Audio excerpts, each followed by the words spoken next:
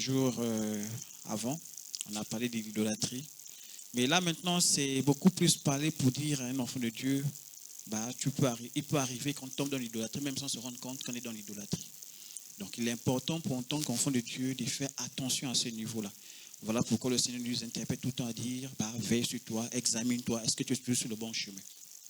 Donc, comment arrive-t-on à l'idolâtrie? C'est la question qu'on se pose. Comment quelqu'un peut arriver à tomber dans l'idolâtrie? Amen. Lévitique 26, verset 1 nous dit, vous ne vous ferez point d'idole, vous ne vous élèverez ni image taillée, ni statue, et vous ne placerez dans votre pays aucune pierre ornée de figures pour vous prosterner devant elle, car je suis l'Éternel, votre Dieu. Donc vous voyez, c'est un avertissement que le Seigneur donne pour dire que, attention, notre Dieu nous donne des avertissements pour dire, attention, je ne veux pas voir ces choses-là dans mon église, je ne veux pas voir les choses-là dans mon peuple. Donc à vous de faire attention. Maintenant, comme on dit, le monde en a évolué. On est passé de l'époque où on était encore dans la tradition, à l'époque on n'avait pas encore tout ce qu'on voit aujourd'hui comme technologie. Et justement, si vous voulez comprendre, c'est que l'idolâtrie a aussi évolué. C'est-à-dire, aujourd'hui, on ne voulait plus voir les gens, en fait, tu ne comprendras pas, tu ne verras pas dans un endroit, tu verras une statuette posée. Bon, bien sûr, il y a d'autres qui en ont encore, c'est bon. Mais ça, en fait, ça évolue. C'est rare maintenant de voir l'idolâtrie avec des statuettes, machin, non. Bien que j'ai vu dans certaines assemblées encore, bien parfois vous regardez sur les réseaux sociaux, c'est triste. Il y a des choses atroces qu'on voit. Vous voyez un peu, que les hommes de Dieu incitent au niveau du peuple, encouragent les gens à faire ces choses-là. Mais c'est pour dire que l'idolâtrie a évolué de manière subtile. De telle sorte qu'on n'arrive pas à percevoir qu'il en est dans l'idolâtrie. Voilà pourquoi on interpelle le peuple de Dieu pour dire, attention, notre Dieu là, il nous donne l'avertissement là-dessus. C'est bon? Et on va voir un peu la définition. On va voir la définition ensemble. Donc, j'essaie de mettre ici, qu'est-ce que l'idolâtrie? Donc, l'idolâtrie, c'est quoi? Voici une personne qui cherche qui? Qui cherche qui? Dieu. Et en cherchant Dieu, il y a des moyens maintenant, il y a des voies qu'elle va utiliser. C'est bon? Ici, on a dit dans la définition, on a dit, l'idolâtrie consiste à faire confiance aux choses créées plutôt qu'au Créateur pour ce qui concerne notre espoir, notre bonheur, notre identité et notre sécurité. C'est-à-dire que les gens ont tendance à se réfugier dans des choses. Mais des choses qu'ils arrivent à quoi? À voir. Parce que l'homme, de manière naturelle, ça veut dire que c'est difficile pour l'homme de croire son voix. C'est bon? Donc il a tendance à vouloir créer des choses qui permettent de dire, voilà. Souvent, j'ai rarement vu, souvent, je ne sais pas si vous avez fait ce constat, même lorsqu'ils font des films, ils expriment un peu cette pensée des hommes. C'est-à-dire, lorsque tu te retrouves seul dans un environnement, seul, il n'y a personne autour de toi, tu déprimes. C'est-à-dire que le fait de ne pas voir quelqu'un comme toi, tu es perdu, en fait, tu es désorienté. Donc, qu'est-ce qu'ils auront tendance à faire, ces personnes-là? Ils auront tendance à créer des individus. Donc, ça veut dire qu'ils prennent un bonhomme aussi, il met avec les pieds, et ils trouvent quelqu'un avec qui il va parler. Donc, ça veut dire que ça devient maintenant la personne avec qui il va échanger. Vous voyez un peu. Donc, c'est pour dire qu'en fait, mentalement, la personne est déstabilisée. Voilà pourquoi cette fois, les gens auront tendance à vouloir représenter Dieu par un objet ou bien par quelque chose. Vous voyez un peu. Rappelez-vous, et l'apôtre l'a si bien dit le mardi, lorsqu'on disait le peuple d'Israël, lorsque Moïse est allé à la montagne, eux étant derrière, ils ont dit à Aaron que non, le Dieu, on ne le voit pas. On ne sait même pas ce qui ressemble à quoi on ne connaît pas. Fais-nous un Dieu qu'on voit, qu'on peut toucher. Vous voyez un peu. Ça dit qu'eux, ils savent que Dieu existe, mais eux, ils veulent voir Dieu. Ça dit, dès qu'ils marchent, ils voient Dieu est là. Là, voilà, Dieu est là. Et c'est comme ça qu'ils vous représenter. Donc, c'est là où le Seigneur maintenant interpelle pour dire, vous ne ferez pas des images taillées. Il ne veut pas voir ça. Parce que vous ne pouvez pas le représenter par sa création. Ça dit que tu prends un bois, tu dis maintenant le bois devient Dieu. Vous voyez que c'est un peu bizarre. Imaginez, on arrive, on vous dise que non, frère, aujourd'hui, c'est toi, on t'a représenté, c'est toi la chaise. Donc, quand tu n'es pas là, c'est toi la chaise. Tu vas être offensé. Tu vas dire, mais attendez, vous aussi. Est-ce que vous pensez que je peux valoir la chaise? Est-ce que je peux valoir un micro? Non, je ne veux pas ça. Donc, pourquoi représentons Dieu dans les images? Donc, c'est un avertissement. Donc, ici, si vous voyez un peu la représentation, j'aurais pu mettre autre chose ici. C'est-à-dire quoi? C'est-à-dire que ces choses-là, ou bien ces personnes-là, en fait, si tu mets ta confiance en elles, c'est-à-dire les images, tout, elles ne vont pas t'orienter vers Dieu. Elles vont t'orienter ailleurs. C'est bon? Or, les hommes pensent qu'en passant par là, elles vont arriver où? Ici. Mais le problème, c'est que non. Si tu passes par ça, tu n'arriveras pas d'ici. C'est bon? Ça veut dire quoi? Ces choses-là, ou bien ces personnes-là, peuvent faire obstacle à ta marche vers le Seigneur. Voilà pourquoi il faut faire très, très attention. Ne mettons pas quelqu'un devant Dieu. Et on en verra au fur et à mesure qui est devant, qui est celui qui nous permet d'aller vers le Seigneur. Amen. Donc, la Bible donne quelques avertissements, comme je disais. Deutéronome 4, à partir du verset 15, verset 17, nous dit, puisque vous n'avez vu aucune figure. Il dit, vous n'avez vu aucune figure. Le jour où l'Éternel vous parla du milieu du feu, est-ce que vous avez vu une figure? Il dit, mais vous n'avez pas vu de figure, maintenant vous voulez représenter une figure, pourquoi? Vous voyez un peu l'ironie, non? Ça dit, vous n'avez pas vu de figure, mais pourquoi vous cherchez forcément à mettre un visage là où vous n'avez pas vu? Il dit, veillez attentivement sur vos... La Bible dit, attention, si tu ne veilles pas, tu risques de rentrer dans quoi? L'idolâtrie. Et quand on rentre dans l'idolâtrie, en fait, on ne sait pas qu'on est rentré dans l'idolâtrie. C'est ce que je vous sentais vous dire. Amen. Beaucoup sont tombés dans l'idolâtrie sans se rendre compte même qu'ils sont en train de faire quoi? L'idolâtrie. Voilà pourquoi il faut avoir simplement le principe de comment, qu'est-ce qu'est l'idolâtrie pour ne pas arriver à quoi? L'idolâtrie. Amen. De peur que vous ne vous quoi? Corrompez. Vous savez la corruption, non? Vous savez la corruption, c'est quelqu'un qui est bien, qui fonctionne bien, mais il sera corrompu. Donc on va lui faire des choses qui ne sont plus correctes. Ça veut dire que tu avais une bonne manière de marcher, tu marchais correctement. Il dit attention, tu peux être corrompu au fur et à mesure que tu progresses. Donc fais quoi? Attention, veille sur toi. Ça va, on comprend un peu, frère sans Christ. C'est-à-dire la Bible lui donne des avertissements pour dire, ah, il peut arriver que les gens basculent dans l'idolâtrie. Mais toi, fais quoi? Fais attention. Voilà pourquoi le fond de Dieu, il est vigilant. Il est vigilant, il veille, il dit, ah non, attention, je n'ai pas envie de tomber dans l'idolâtrie. Parce que notre Dieu, là, on en verra. Je continue ici. Bon, pour la suite, vous connaissez, hein, que vous ne vous fassiez aucune image taillée, aucune représentation de quelques idoles, la figure d'un homme ou ainsi de suite. C'est bon? Donc, on ne représente pas Dieu. C'est bon? Dans Deutéronome 27, verset 15, il dit, maudit. C'est fort, non, le mot là? Maudit. On dit maudit à qui? Soit l'homme qui fait une image ou une image en abomination de l'air. Le Seigneur dit, lui, l'horreur de quoi? De l'idolâtrie. Quand tu poses l'idolâtrie, il dit c'est comme si tu étais maudit. Donc vous imaginez une église où les gens font de l'idolâtrie. C'est une église quoi? Vous comprenez donc l'inquiétude des pasteurs. Pour dire que nous, on ne veut pas être maudit. Nous, on veut être bénis du Seigneur. Et donc, pour être béni du Seigneur, il faut qu'on évite de tomber dans l'idolâtrie. Il faut fuir l'idolâtrie. Et ça, c'est l'église qui doit aussi comprendre cela. Ce n'est pas seulement quelques membres des personnes dans l'église qui doivent comprendre. Non, c'est tout le monde. Tous ensemble, on doit comprendre qu'il faut faire attention à quoi? L'idolâtrie. Mais je vous ai dit que l'idolâtrie, on en parlera, à plusieurs formes. Tu peux être dans l'idolâtrie, tu ne te rends même pas compte que tu es dans l'idolâtrie. C'est quand on fait un message que tu dis, oh mon Dieu, donc j'étais loin comme ça. Je me trompais à ce point. Mais comme je disais, c'est le principe. Si tu as le principe de Dieu par rapport à l'idolâtrie, tu ne tomberas pas dans l'idolâtrie. Et ce principe, il faut qu'on garde ça en nous. Amen. Œuvre des mains d'un artisan. Regardez, on dit. Abomination de l'Éternel, œuvre des mains d'un artisan, que les statuettes, tout ça là. Et qui la place dans un lieu secret. C'est bon? Donc tu as fait un lieu secret, maintenant tu as dit que voilà, quand je prie, je me positionne devant ça. C'est bon? Et tout le peuple répondra et dira Amen. Donc ça dit que les gens vont venir là se prosterner, vous dire ah, voilà là, le truc, voilà c'est là. Quand tu es béni, tu rentres là et ça y est, tu vas recevoir les bénédictions. La Bible dit attention. Amen. Attention. On continue. C'est bon? D'autres avertissements. Deutéronome 6, du verset 9 à 10 nous dit je suis un Dieu. Je suis un Dieu. Ça veut dire que quand tu places, bon, c'est bien parce que Dieu lui-même a dit qu'il nous a créé à son image.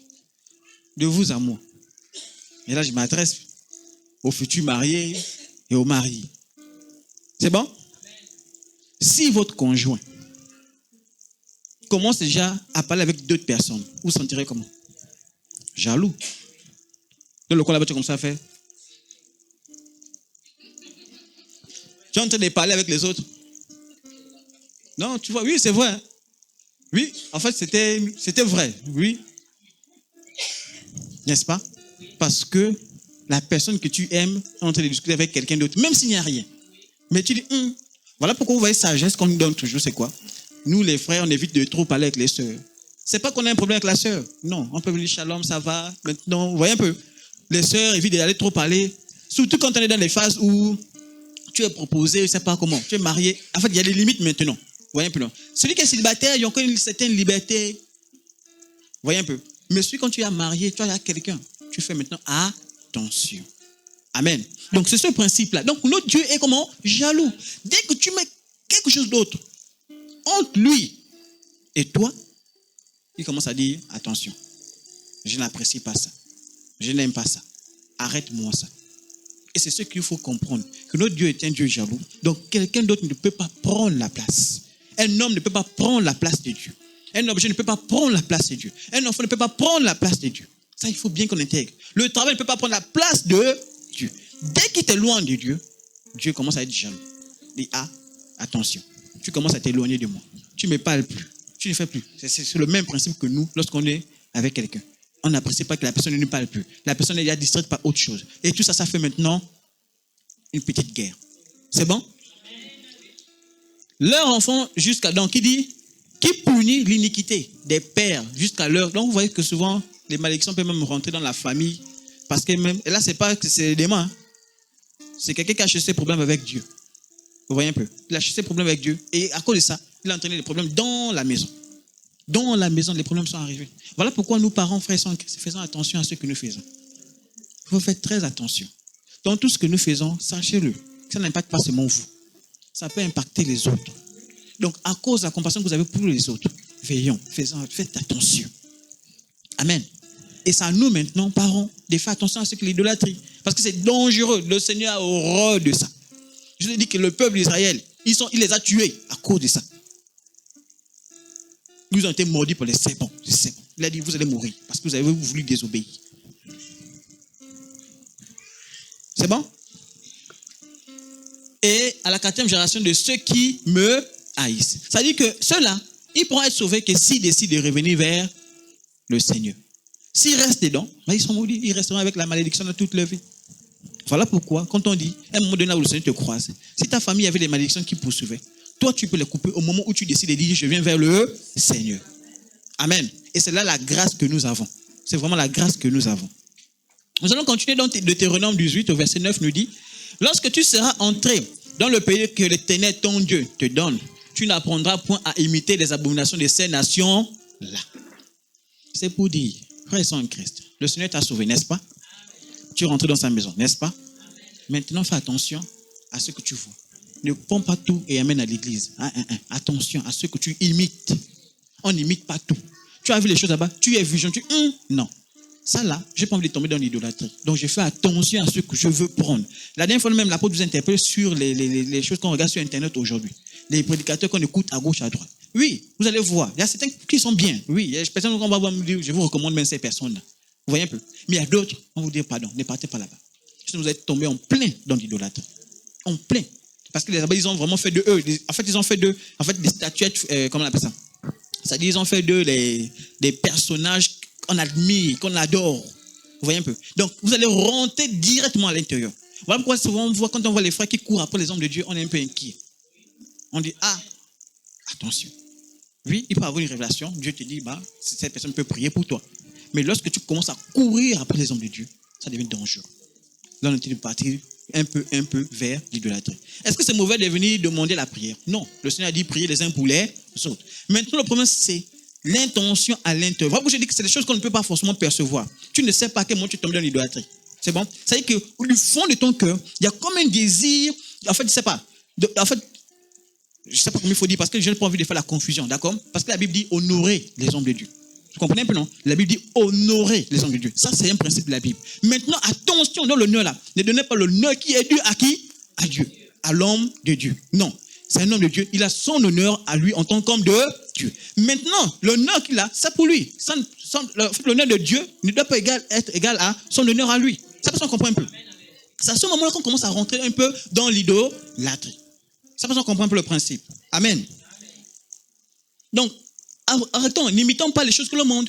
Donc, dans le monde, il faut que nous fassions attention. Il faut veiller. Attention, le monde là va vouloir nous pousser à faire des choses. Mais restons fidèles au Seigneur. Amen. Que faire face aux idoles? Deutéronome 7, verset 5 au verset 6 nous dit, voici au contraire, comment vous agirez à leur égard. C'est bon? Donc vous avez, je n'ai pas encore parlé de la manière subtile, comment les idoles arrivent. Je parle déjà d'abord des principes que la Bible dit. C'est bon? Qu'est-ce qu'est l'idole? Qu'est-ce être dans l'idolâtrie? Et comment faire lorsque je sens que je commence à rentrer dans l'idolâtrie? Quelle est l'attitude que je dois avoir? C'est bon? Voici au contraire comment vous agirez à leur égard. Vous renverserez leur autel. C'est bon? Vous briserez leur statue. Vous abattrez leur idole. Et vous brûlerez au feu leur image. C'est bon? Donc les images taillées. Le problème, c'est qu'aujourd'hui, on se pose la question, on suit quelle Bible? Parce que lorsqu'on nous voit nos frères des catholiques, là, on se pose la question, est-ce qu'ils lisent la même Bible que nous, on entend les lire? C'est pour ça qu'on se fait un peu comprendre. Est-ce qu'on entend les lire la même Bible? Parce que là, c'est la Bible qui est en train de nous parler. Qui nous dit, les images, là, il faut faire quoi? Brûler. Les statuettes, là, il faut quoi? Renverser. Or, moi, je suis quand même arrivé dans l'église catholique, mais c'est des hôtels, hein. Tu vois, là, après, les gens viennent se prosterner devant ça. Ça devient directement un hôtel. Ça peut s'en comprendre un peu. Et aujourd'hui, le problème, c'est que même dans les églises éveillées, ça commence déjà à rentrer. J'ai vu une vidéo où les gens avaient pris, ils ont fait en fait une forme de statuette de Jésus sur la croix. Ils ont déposé au sol et les femmes se mettaient à pleurer. C'est-à-dire qu'elles sont mises, oh, yo, yo. La statue de Jésus, là, ils se mettent à pleurer. Je me pose la question, c'est sur quelle base qu'ils se sont mises à pleurer? C'est quoi le principe exactement? Vous voyez un peu? C'est pour faire comprendre que l'idolâtrie, ça dit que là, quand on regarde, c'est Jésus, non? C'est la statue de Jésus, non? Donc c'est Jésus. Donc il n'y a pas un problème, c'est Jésus. Mais pourquoi on pleure sur Jésus? C'est comme si on disait qu'il est mort, il n'est pas revenu à la vie, il est resté toujours au tombeau, donc pleurons pour lui. Donc on l'endeuille. Je pose la question. Jésus il est mort depuis. Les frères ont pleuré. Il est ressuscité. Ils ont dit, ah, gloire à Dieu. Et c'est fini depuis cette période-là. Jésus est en vie. Jusqu'à présent, non marche, on dit Jésus est en vie. Maintenant, vous ramenez l'histoire, vous ramenez la statuette là, vous posez au sol. Vous pleurez sur la statuette. Ça sort tout. C'est à cause de ce qu'on dit, frères et sœurs en Christ. L'intelligence que nous recevons du Seigneur. L'intelligence. L'intelligence. Et la Bible dit, dans la Bible, on ne dit pas, je ne sais pas si c'est les Corinthes ou en tout cas, c'était un peu. Eux, quand on leur parlait des choses, ils demandaient, c'est écrit où? Vous voyez un peu? C'est écrit où? C'est dit où exactement? Pour qu'on puisse au moins se voir. Et après, on essaie de discuter ensemble. Et c'est là, en fait. Ça veut dire que quand quelqu'un dit quelque chose, rassure-toi, c'est écrit où? Vous voyez un peu? Et surtout quand vous voyez quelque chose qui devient une habitude. Attention à ce qui devient une habitude. Ça veut dire qu'il devient maintenant une norme. Alors que la Bible n'a pas dit de faire de ça une norme. On a dit la Sainte Seine, la Bible dit, le Seigneur Jésus-Christ lui-même l'a dit. Faites ceci chaque fois que vous vous retrouvez, en souvenir de moi. Ça veut dire que si on ne fait pas la Sainte Seine, c'est comme si on péchait contre Dieu. Ça passe comment un peu. Ça dit une église qui ne fait pas la Sainte Seine, il y a un problème. Parce que lui-même l'a dit, faites ceci constamment. Donc on fait la Sainte Seine constamment. Il a dit baptiser au nom du Père. Donc on va baptiser. Donc si une église qui ne baptise pas, c'est qu'il y a un problème. Ça passe un peu.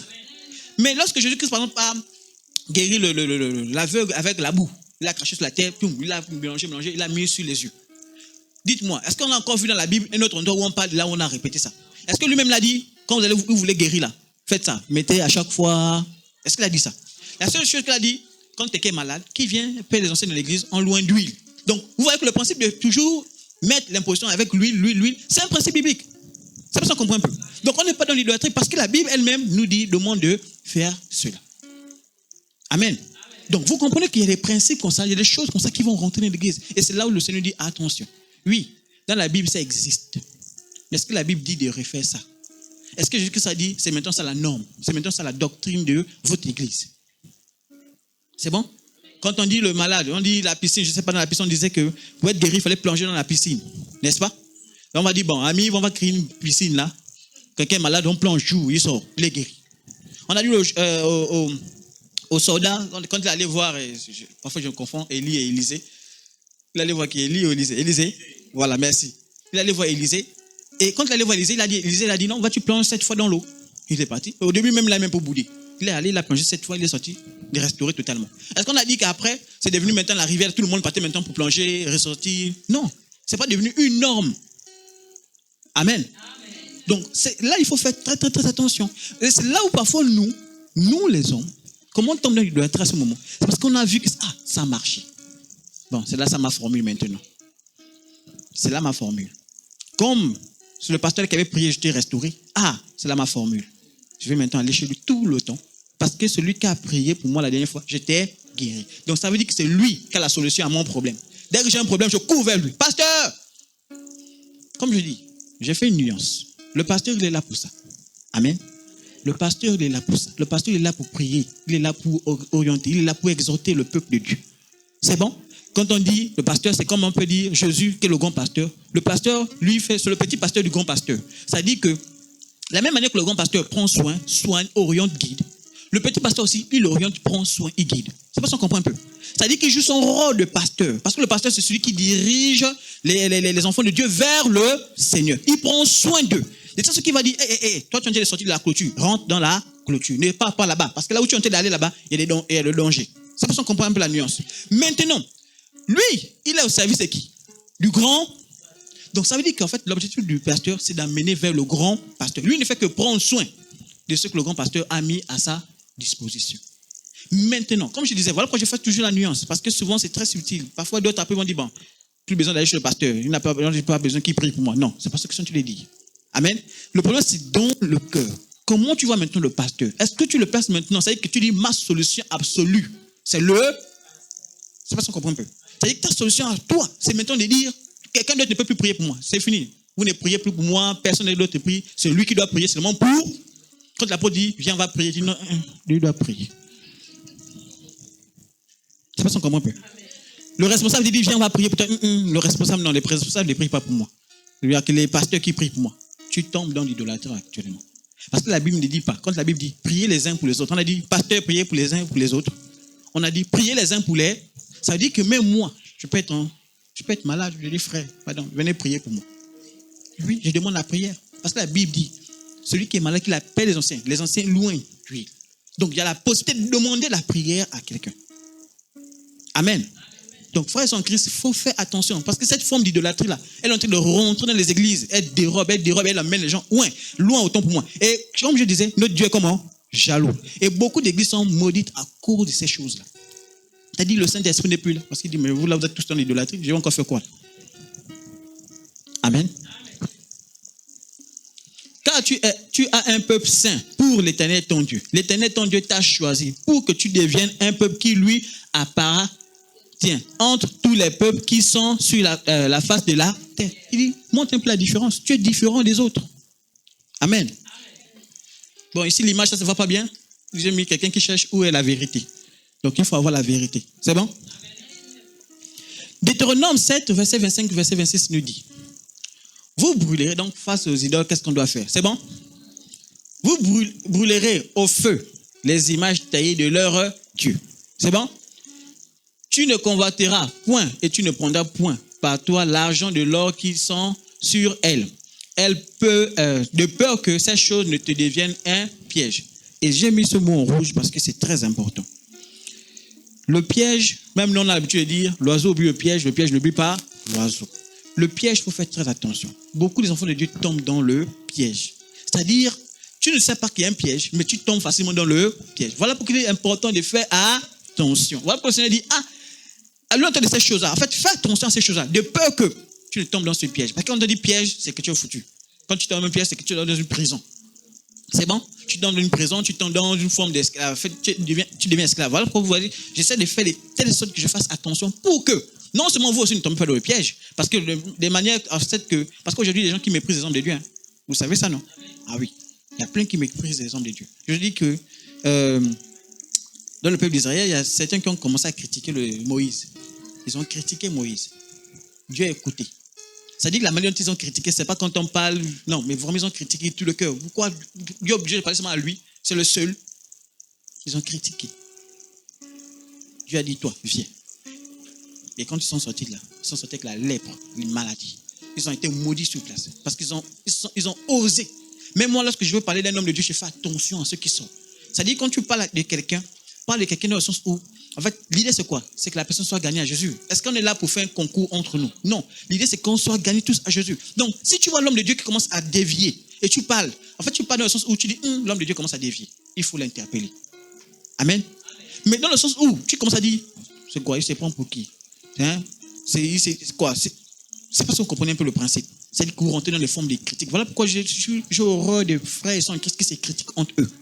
J'ai horreur. Je ne vous cache pas. Et à chaque fois que j'ai vu des femmes critiquer les autres, ça m'a toujours fait sentir mal. Mal.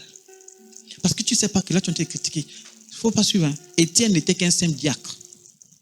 Mais Étienne faisait ces choses, ces miracles. C'est-à-dire que c'était un homme de Dieu. C'est-à-dire que pour être homme de Dieu, ce n'est pas forcément être là devant avoir le titre de pasteur. Ce n'est pas ça, homme de Dieu. Homme de Dieu, c'est celui qui respecte Dieu. Même vous êtes les femmes et les hommes de Dieu. Du moment que vous respectez les principes de Dieu, c'est fini. Ça veut dire que quand quelqu'un parle de vous, il faut qu'il fasse attention. Et je ne vais peut-être pas me le verser. La Bible dit, lorsque quelqu'un s'en prend à un de ses enfants, il vaut mieux pour lui. Il dit bien, il vaut mieux pour cette personne-là. Qu'on l'attache, ce n'est pas un truc au pied, on le jette dans l'eau. Il meurt. Parce que si moi je me déploie sur lui, c'est grave. C'est pas ça qu'on comprend un peu. Donc c'est pour dire simplement, voilà pourquoi je fais la nuance pour dire, attention. Quand on dit l'idolâtrie, c'est dire, faites attention à ceux-là qui vous éloignent de qui? De l'objectif qu'on s'est fixé, Dieu.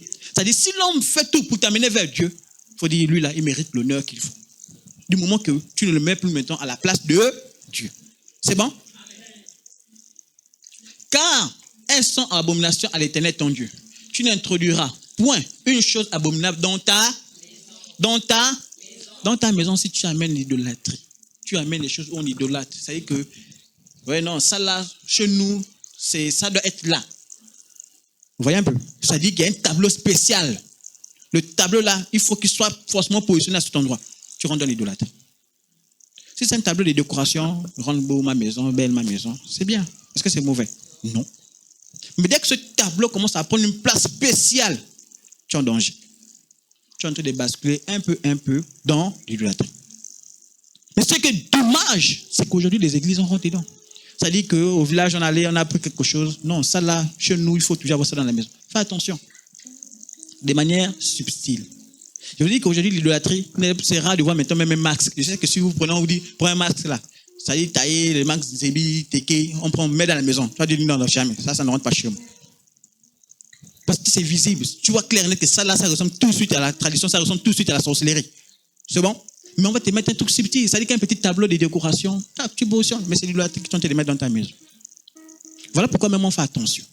Vous voyez souvent, quand je vois souvent certains jeunes, et j'ai beaucoup interpellé certains jeunes là-dessus, ils voient souvent les gens vendre des bagues avec les têtes bizarres. Bon, pour lui dire que non, c'est juste le style. J'ai dit, mon frère, tu es en train de partir dans autre chose. Quelque chose qui a une tête comme ça. Je ne sais pas si vous avez jamais vu cette tête. Mais je dis, comment tu vas prendre, tu mets ça sur ton doigt? C'est-à-dire qu'on te dit même ça ressemble au truc de la rose, quoi. Mais tu mets quand même sur ton doigt. Et tu poses la question, quand tu es rentré, tu as basculé. Il dit non, c'est juste le bébé. Je dis, mon ami, tu es en train de t'initier seul. Hein? Tu es en train de partir un peu. Parce que c'est, vous savez, des habitudes qu'on garde là, c'est des habitudes qui vont nous pousser un peu à rentrer là où il ne faut pas arriver. Voilà pourquoi je dis que l'idolâtrie, on rentre juste un peu. Tu ne te rends pas compte. Tu es en train d'aller. Quelqu'un vous a dit, je ne sais pas si vous avez donné le principe là, de la tortue. La tortue, elle fonctionne comment? La tortue, elle a un corps qui réagit en fonction de la température. C'est-à-dire qu'elle s'adapte en fonction de la température dans laquelle elle se trouve. Si la tortue, je sais pas la tortue, la grenouille, autant pour moi, c'est pas la tortue. Si tu prends la grenouille, tu chauffes de l'eau, tu la plonges dans de l'eau, elle va sauter, elle va partir. C'est bon? Mais si tu la prends, tu la mets dans de l'eau froide, tu mets le feu en bas. C'est bon? Elle va rester, en fait, son corps va s'adapter au changement de la température. Donc, la température monte un peu. Elle aussi, elle augmente sa température intérieure. Ce qui fait qu'au bout d'un certain temps, elle ne sent pas que là, sont en train de chauffer. C'est-à-dire que la mamie va commencer à bouillir, c'est là elle va commencer à réagir. Mais le problème, c'est que c'est un principe. Quand tu as froid et tu restes exposé au froid, c'est bon? Tu perds de l'énergie parce que ton corps cherche à se réchauffer. Donc, tu dégages de l'énergie qui va... Donc, le temps qu'il est en train de faire ça, c'est qu'il va perdre de l'énergie au moment où il ne pourra plus avoir de la force pour sortir. Et trop tard, autant pour moi, il est mort à l'intérieur. Beaucoup de chrétiens rentrent dans cette forme-là. Ça dit que l'idolâtrie, c'est comme si tu rentres dans l'état. Tu ne sais pas que tu es à l'intérieur. Tu ne vois pas l'idolâtrie, mais tu es en train de partir un peu. C'est après trop tard, tu vois les démons sont rentrés dans ta maison. Les démons commencent à piller ta maison. Tu te poses la question, mais ça sort d'où? Tu marches, tu vois les malédictions qui commencent à t'accompagner. Tu dis, ça sort d'où? Mais parce qu'en fait, tu n'as pas su, tu n'as pas fait attention à ce niveau-là. Voilà pourquoi je dis, dans la vie d'un enfant de Dieu, il faut être subtil. Et c'est le principe qu'on va en parler aujourd'hui. C'est bon? Dès que quelque chose commence à t'éloigner de Dieu, assois-toi, réfléchis bien. Dis-toi, depuis là, je manque même les réunions de prière. Depuis à côté de ça. Est-ce que je suis pas en train d'aller dans une forme d'idolâtrie? Parce qu'il y a des choses, on peut arriver, il n'est pas arrivé. Aujourd'hui, par exemple, quelqu'un n'est pas arrivé parce qu'il y a eu une maladie. C'est logique, non? Je suis tombé malade, je ne suis pas venu. Et ça s'explique. Vous voyez un peu. Mais lorsque ça commence à devenir une habitude courante, et dans cette habitude, il y a quelque chose qui a pris la place. C'est-à-dire que, par exemple, c'est le sport que tu aimes faire. Toujours, tu dis non, moi j'aime bien aller courir. C'est pas que tu allais courir parce que c'était arrivé, tu sentais que c'était nécessaire. Mais ça devient maintenant une habitude. C'est-à-dire que tu manques déjà des réunions parce que tu dois aller où? Au sport. Attention. Tu es en train de rentrer dans l'idolâtrie. Pourtant, ce n'est pas un masque. Pourtant, ce n'est pas quelque chose qu'on voit. C'est juste une habitude qui est là. Amen. Donc, c'est une manière d'interpeller l'Église. C'est une manière de nous interpeller pour dire, attention. Si je crois vraiment en Dieu, je dois faire attention à ces choses-là. Amen. Afin que tu ne sois pas comme cette chose dévouée par interdit. Tu l'auras en horreur, tu l'auras en abomination, car c'est une chose dévouée par interdit. Amen. Comment arrive-t-on à l'idolâtrie, comme je disais?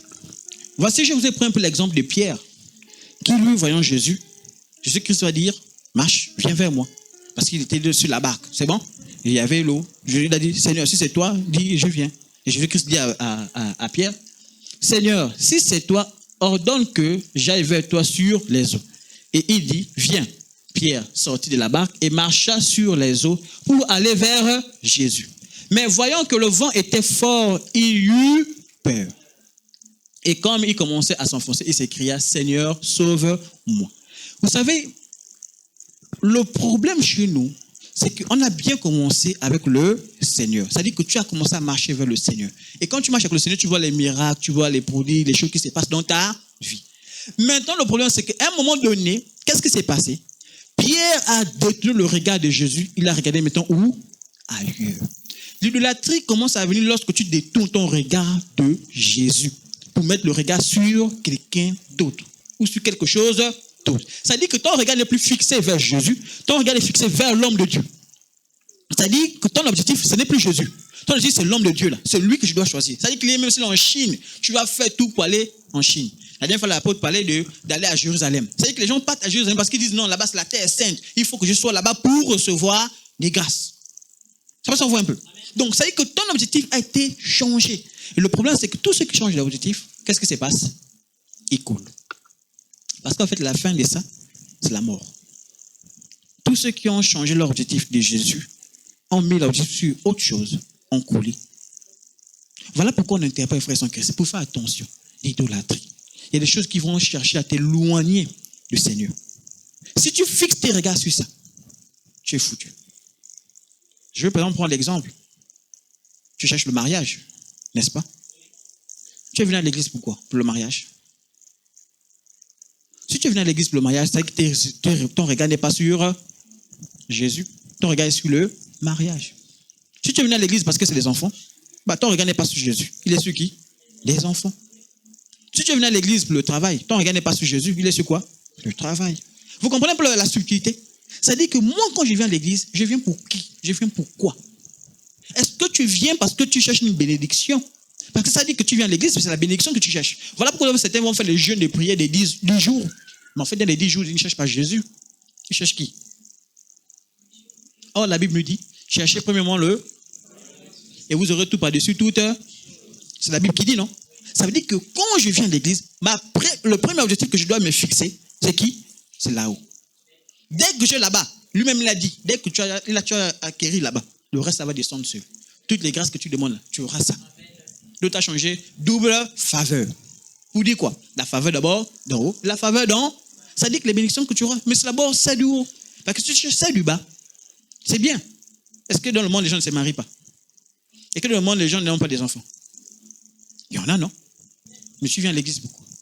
Si c'est pour les mêmes choses du monde, en fait, on dit ta foi là. Elle est vaine, en fait. Voilà pourquoi nous sommes encouragés. Amen. 2 Timothée 4, verset 2 nous dit, prêche la parole, insiste en toute occasion, favorable ou non, reprend, censure, exhorte, avec toute douceur et instruction. Car il viendra un temps où les hommes ne supporteront pas la saine doctrine, mais ayant la démangeaison d'entendre les choses agréables, ils se donneront une foule de docteurs selon leur propre désir, détournant l'oreille de la vérité et se tournant vers les fables. Oui, frères en Christ, j'ai souvent dit, nos problèmes, c'est nous-mêmes.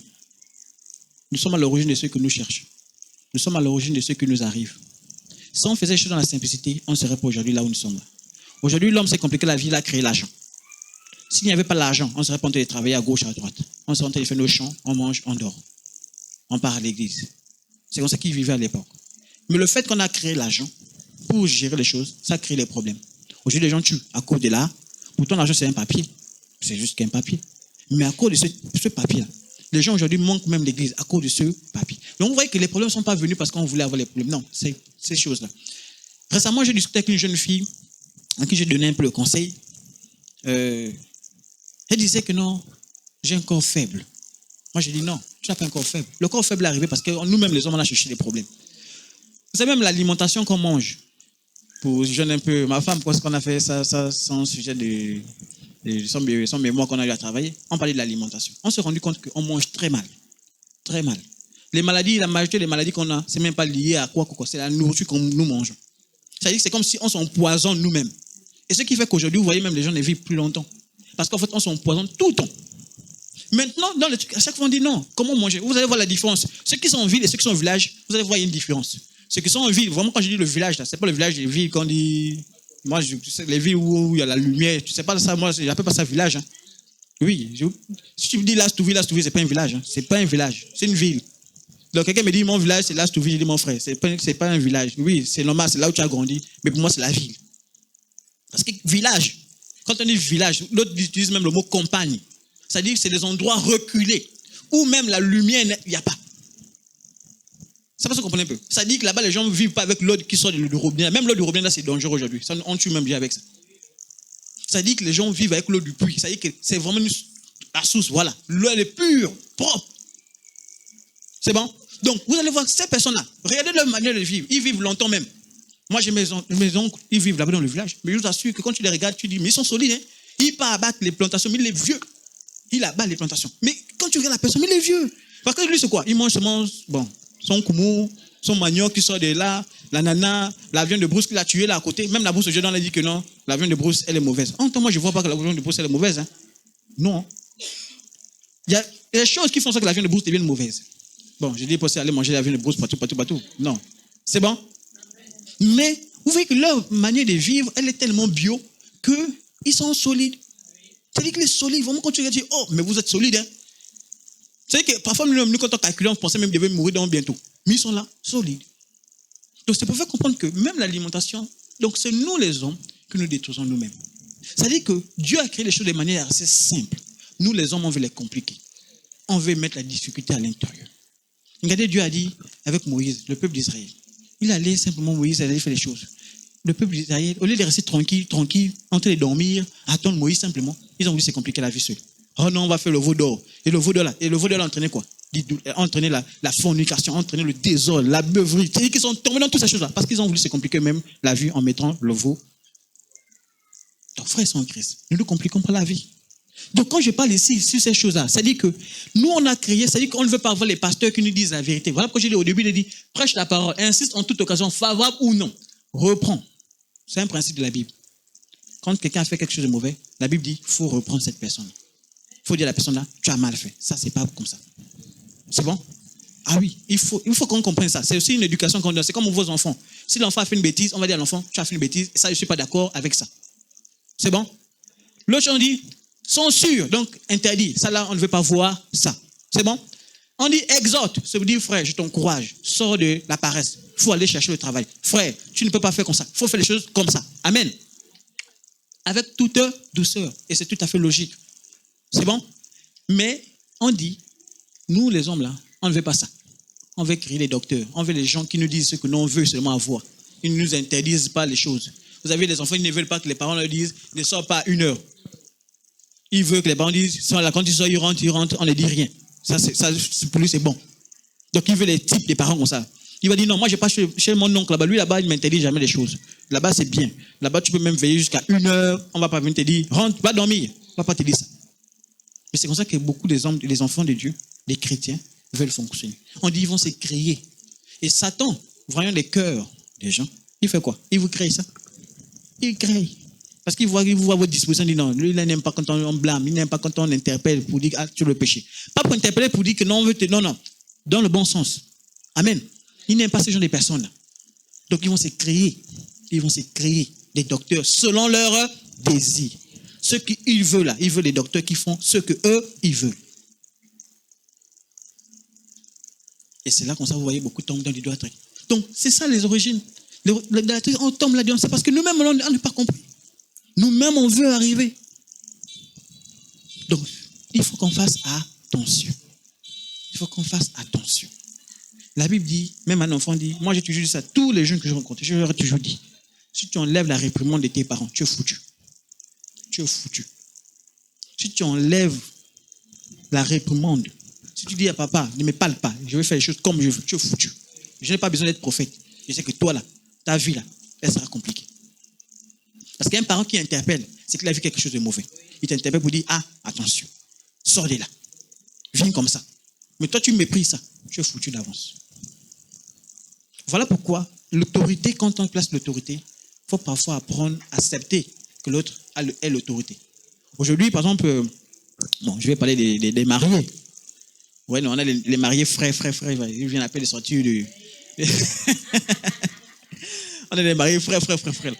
Ça dit que dans le principe du mariage, quand tu rentres de mariage, on dit la femme est soumise à qui? À l'homme. Quand ils ne sont pas mariés, on est identique, on est égal, on est au même niveau. Il n'y a pas de domination sur l'autre. Mais dès que tu rentres dans le mariage, un des deux doit se soumettre. Et je me soumets à qui? À mon mari. Donc le mari devient le chef. Donc je te donne la responsabilité. Et ça, je vous dis, cache pas, frère, sans caisse. Voilà pourquoi je dis, frère, ne pensez pas que quand on te donne la responsabilité, c'est soumettre là. C'est facile, hein? C'est lourd. C'est lourd. C'est les problèmes. Et si tu ne sais pas gérer, tu vas pleurer. Tu vas dire, je regrette. Pourquoi je me suis marié? Pourquoi? Pourquoi je me suis marié? Pourquoi? Parce que c'est une responsabilité. C'est-à-dire qu'elle s'est désengagée et dit, moi, je fais seulement comment tu me dis, on fait là-bas, je pars là-bas. Voilà pourquoi j'ai souvent dit même aux gens qui travaillent avec moi. Je dis que vous blaguez, hein, vous pouvez être chef. Chef. Tu veux être chef. Diriger des gens. Tu es sûr que tu peux. Diriger les gens, c'est pas facile. Hein. C'est chacun avec son caractère. Tu dis, lui, là, fais ça. Tu vas croiser là-bas quelqu'un. Mais c'est pour faire comprendre que la responsabilité. Donc, c'est pour dire que la soumission, lorsqu'on se soumet à l'autorité, c'est pas pour dire que non, tel. Et je vous ai dit que j'ai apprécié ce caractère chez les militaires. Les militaires ne blaguent pas avec ça. Tu as un petit qui vient de sortir de l'école, dès qu'on a c'est toi le chef, le capitaine, on se soumet à toi. Fin. Il n'y a pas de débat, il n'y a pas de discussion, il n'y a pas de dire, regarde un petit comme ça. Non, c'est le chef, c'est le chef. Et je vous ai dit que non, je suis arrivé, les militaires, je les ai coachés au volet. Je dis que non, faites ça, faites les pompes. Ils se sont mis à faire les pompes. Mais ce sont des papas. Moi-même, moi, j'avais peur parce que c'est des commandants. Je dis que, oh. Vous voyez, à la fin, je suis venu vers eux humblement. Je dis, ah, vous êtes différents. Hein? Quand on vous dit de faire les pompes, ils m'ont dit non. Chez nous, c'est un principe. Lorsqu'on t'a mis chef, on t'a donné c'est toi qui diriges les choses. Tu es le chef. On te suit. S'il y a des bêtises après, c'est toi. Oui? Est-ce que c'est faux? C'est toi. C'est la même manière quand les enfants se soumettent à vous. Hein. Si l'enfant échoue, c'est vous. Hein. Ah oui. Mais s'il a resté. Si l'échoue, ne va pas accuser les parents. Hein. Mon frère, j'ai voulu t'amener, tu as dit non, tu veux faire les choses par toi-même. Débrouille-toi. Donc, c'est très important de laisser l'autorité à l'autre. Amen. Maintenant, bien sûr, l'autorité selon le Seigneur. Parce qu'il y a aussi l'autorité qui te pousse à faire des mauvaises choses. Je vais passer à accepter. Je dis, mon frère, je me suis soumise à toi. Ce n'est pas pour que tu m'amènes péché. Si tu m'amènes péché, là, je te résiste. Ah oui. Tu vas m'amener péché? Non. On a dit, tu n'es pas mon Dieu. Je t'honore parce que Dieu m'a dit de t'honorer. Maintenant, si tu m'amènes péché, mon frère, passe ta route. C'est pour ça qu'on comprend un peu le principe. Amen. Amen. C'est la même chose avec l'homme de Dieu. L'homme de Dieu, c'est lui l'autorité. Il t'oriente, il te guide. Mais dès qu'il commence à terminer le péché, tu dis, c'est bon. Hein? Là, on est parti là. La Bible dit que ça là, ce n'est plus bon. Moi, je suis plus d'accord avec ça. Amen. Voilà. On peut avancer? Matthieu 6, verset 21 lui dit, car là où est ton trésor, là aussi sera ton... Faites attention. Notre cœur là, il se positionne où? Il est caché à quel niveau? Parce que c'est lui là qui va nous causer des problèmes. Il faut faire attention à son cœur. Matthieu 6, verset 22 nous dit, l'œil est la lampe du corps. Si ton œil est en bon état, tout ton corps sera éclairé. Je vous ai parlé à peine là de Pierre, qui lui, pendant qu'il est tenté de marcher vers Jésus, il est regardé à Dieu. Faites attention à ceux que vous avez commencé à convoiter. Parce que lorsque vous tombez dans la convoitise, tu es susceptible de rentrer dans l'idolâtrie. C'est bon? Il faut faire attention. Hébreux 3, verset 12 nous dit, prenez garde, frère, que quelqu'un de vous n'ait un cœur mauvais et incrédule au point de se détourner de qui? Du Dieu vivant. Donc, il dit ton cœur, là, fais attention. Tu vas te détourner du Dieu vivant. Ne te détourne pas. Parce que si tu ne fais pas attention, ton cœur va t'amener dans l'idolâtrie. Et tout ce qui te détourne de Dieu t'amène où? Voilà. Tu pars en enfer. Maintenant, la Bible nous dit qui est notre médiateur. Vous savez, je vous ai mis cette image au tout début pour faire aussi une petite comparaison. C'est bon? Tout le monde voit l'image quand même? Donc ici, ce sont on va dire, des personnes civilisées. C'est bon? Là, c'est des personnes du village. Donc ils arrivent au village, ils voient ceux du village sont en train d'adorer leur vaudou, leur mage, leur statuette. C'est bon? Ils se moquent de lui. Et c'est ce que souvent on est. Vous là, vous êtes dans l'idolâtrie. Oui, ça c'est quoi, c'est ça? C'est bon?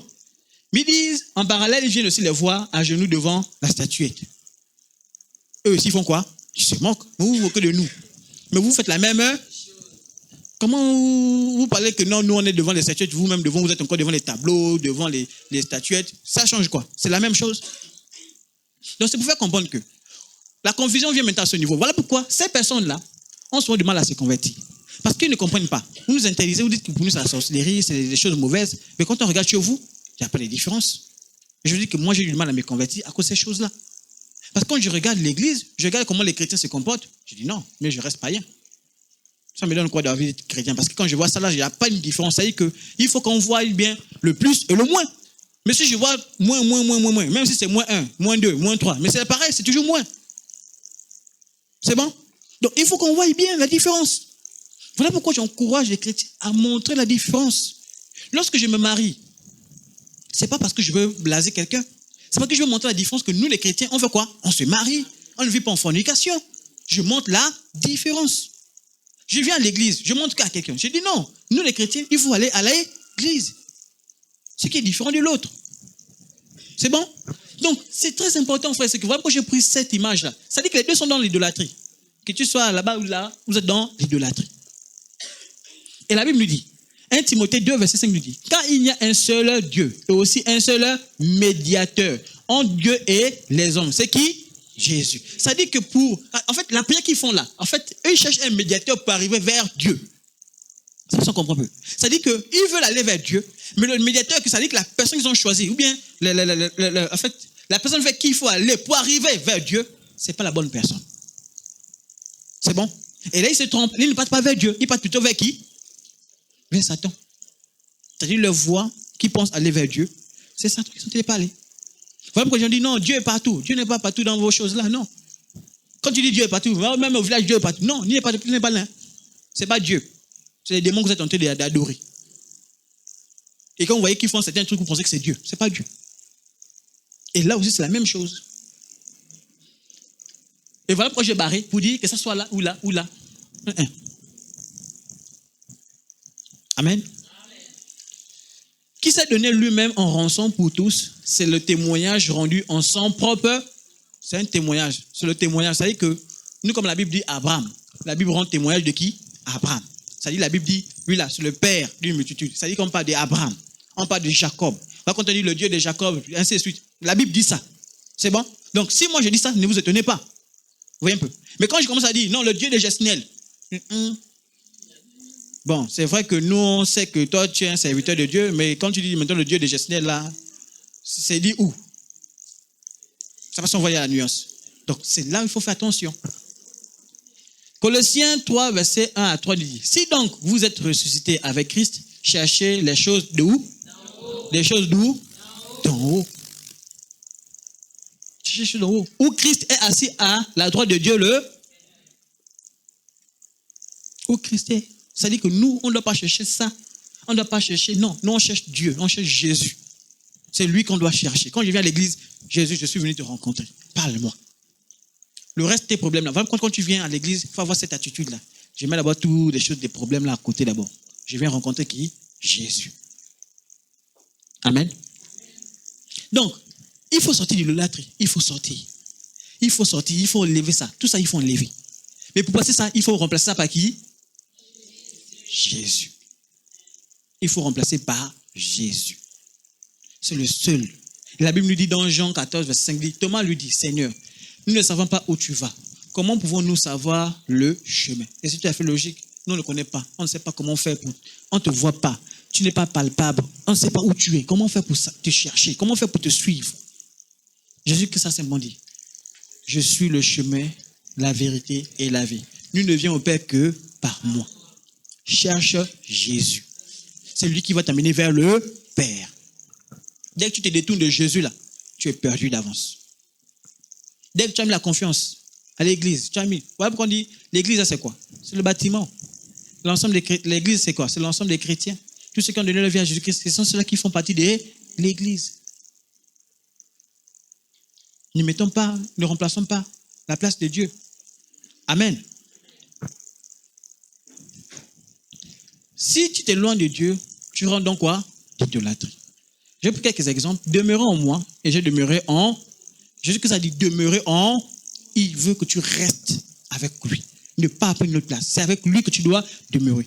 Car le serment ne peut de lui-même porter de fruits. C'est-à-dire que tout ce qu'on peut faire là, prier pour les malades, ils seront guéris là. Tu ne peux pas avoir ça si tu n'es pas accroché à Jésus.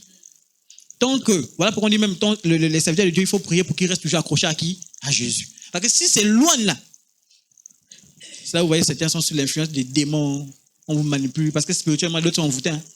Dans cette église, d'autres sont aveuglés totalement. Ils ne savent pas ce qu'ils font. Je suis le cep, vous êtes les sarments. Celui qui demeure en moi et en qui je demeure porte beaucoup de fruits. Car sans moi, vous ne pouvez rien.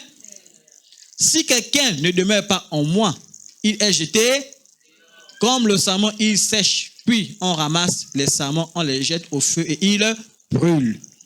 Restons accrochés à Jésus. L'église sans Jésus, ça ne sert absolument à rien. On va nous brûler. Donc, restez accrochés à Jésus. Parce qu'on dit brûler là, c'est l'enfer, non? Vous comprenez, non, le principe? C'est l'enfer. Jean 73, verset 7 nous dit. Bon, je pense qu'il y a une erreur là. Le dernier jour, le grand jour de la fête, Jésus se tenant debout, s'écria. C'est bon? Il se tient debout. Il appelle. Si quelqu'un a soif, qu'il vienne à moi et qu'il a... Si quelqu'un a soif, c'est pour dire, tu as des soucis, tu as quoi. Viens à qui? À Jésus. Cherche qui? Jésus.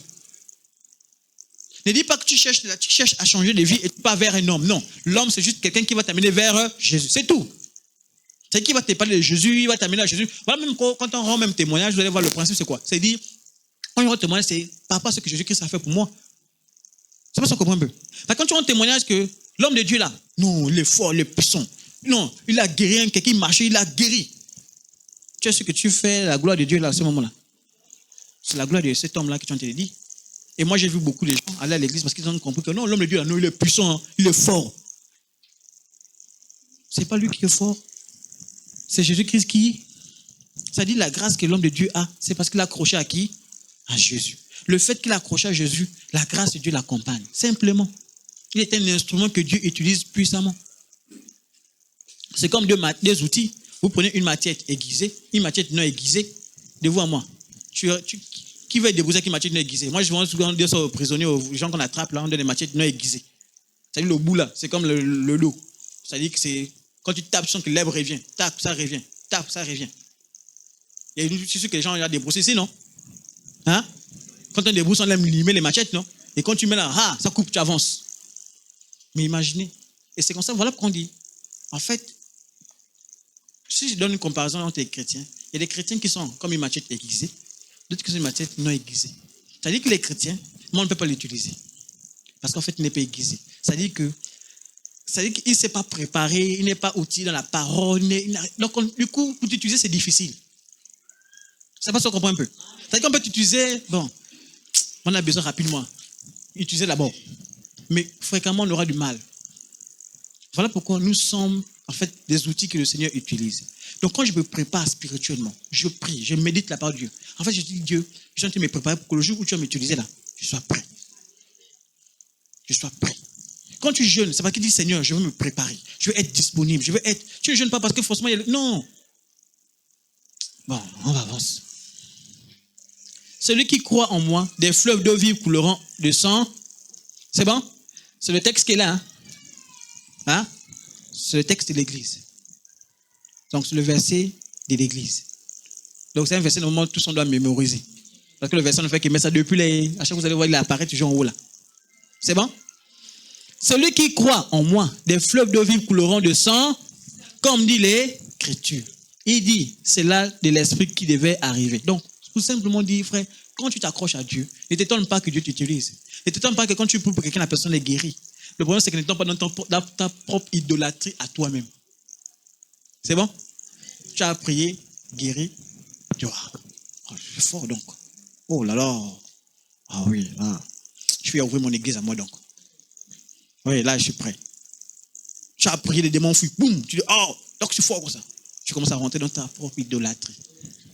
Tu commences à t'élever toi-même. Tu commences à te mettre au rang de Dieu.